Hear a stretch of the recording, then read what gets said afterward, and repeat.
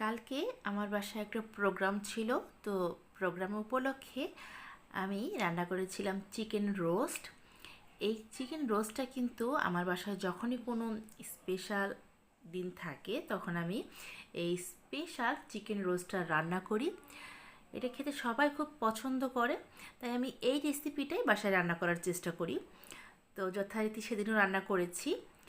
এই ভিডিওটা আমি অলরেডি আমার চ্যানেলে একবার না কয়েকবার আপনাদের সাথে শেয়ার করেছি, তাই ডিটেলস আর একই রেসিপি আপনাদের সাথে আমি শেয়ার করলাম না, কিন্তু কিছু কিছু ভিডিও ক্লিপ আমি করে রেখেছিলাম, আপনাদের সাথে একটু শেয়ার করব। এই রোস্টটা কিন্তু আপনারা যদি আমার ভিডিও দেখে বাসায় করেন, বিশ্বাস করেন সবাই ভীষণ পছন্দ করবে। করাটাও খুবই সহজ আর খেতেও কিন্তু খুবই ভালো লাগে। দেখুন, রোস্টটা কিন্তু কালারটা দেখলেই বোঝা যাচ্ছে কতটা সুন্দর হয়েছে। এবং ট্রাস্ট মি ভিউয়ার্স, আপনারা যদি আমার রেসিপি ফলো করে বাসায় হুবহু করে থাকেন তাহলে বুঝতে পারবেন এই চিকেন রোস্টটা কিন্তু অন্যান্য চিকেন রোস্টের চেয়ে টোটালি ডিফারেন্ট। আর আমার কাছে সবচেয়ে ভালো লাগে যে চিকেন রোস্ট কিন্তু অনেক মশলা দিয়ে রান্না করলে পরে সেটা আমার কাছে খেতে ভালো লাগে না, আবার কালারটা যদি বেশি টকটকে লাল হয়ে যায় দেখতেও সুন্দর লাগে না। আমার এই চিকেন রোস্টটা একদম সাদা কালার হয়ে থাকে, যেটা দেখতেও সুন্দর লাগে আর খেতেও খুব ভালো লাগে। কী ধরনের মশলা দিয়ে আমি এই রোস্টটা করে থাকি আমার কয়েকটা রেসিপি আমি আপলোড করেছি। এছাড়াও বাসায় কিভাবে খুব সহজে চিকেন রোস্টের মশলা তৈরি করা যায় সেই মশলার রেসিপিটাও আমি চ্যানেলে দিয়ে দিয়েছি। প্রয়োজনে আমি আবার এই রোস্টের রেসিপিটা আমার চ্যানেলে আপনাদের সাথে শেয়ার করব।